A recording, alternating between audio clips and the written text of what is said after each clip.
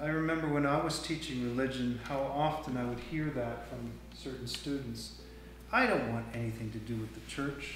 It's a hypocritical institution. They're all hypocrites. You've heard that before, haven't you? No, none of you have heard that. Hypocrite.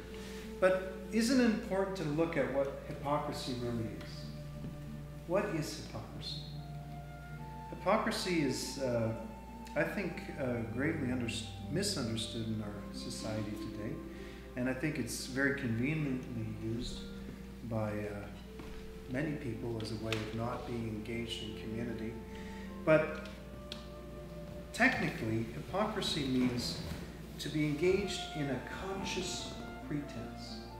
It is consciously pretending to do this while you are doing this. But you are also aware of that. And the Pharisees were very good at that. They would consciously set up this facade while they were conniving back here. But most people, most good people you know in the Catholic Christian walk are not really hypocrites, are they?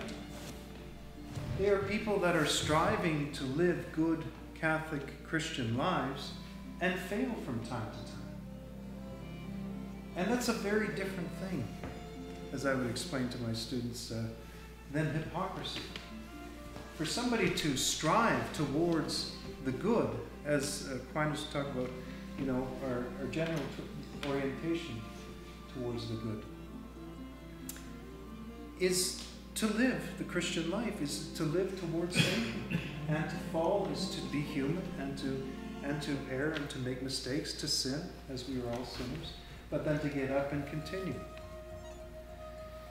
I think all too often people make excuses then with this false labeling of hypocrisy against people who are just trying to live good Christian lives. And when I look around the room here, and I know some of you, and I know the good work you do, I know that you are all saints in the making.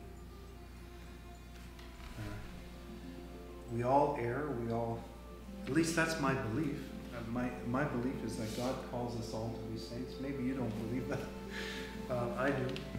And I believe that God is at work in each and every one of us, calling us to that life. And that unless we are setting up conscious pretense, we're not hypocritical, we are simply striving to live a better life. As one theologian put it, a good nun who walks down the street, who's dedicated their entire life to doing good for less fortunate people, and in a frenzy happens to walk by a homeless person who's desperately asking for some money and totally ignores him, and perhaps that was Jesus there, by the way.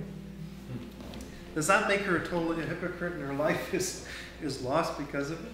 And then there's the guy who lives a criminal life, where his general orientation is against the good, at least in a certain part of his life, and then he charitably throws a coin in somebody's hat. Has that made him right with God? Well,